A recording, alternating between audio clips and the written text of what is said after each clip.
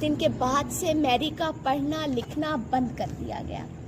میری کو کتابیں اٹھانے کی اجازت نہ تھی، سارا دن گھر کے کاموں میں لگی رہتی اور رات کو جب پڑھنے کے لیے اپنی ماں سے کینڈل مانگتی تو اسے کینڈل بھی نہ دی جاتی۔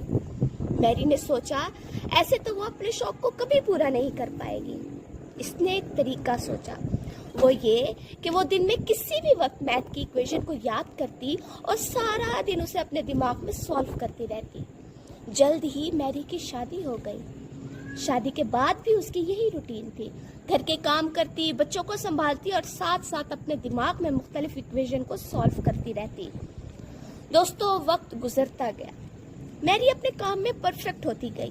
اپنی محنت اور اپنے شوق کو پورا کرتے میری دنیا کی نمبر 1 خاتون بنی، جسے رائل ایسٹرونامیکل سوسائٹی کے لیے الیکٹ کر لیا گیا، اور یوں میری نے اپنے خوابوں کو حقیقت بنایا۔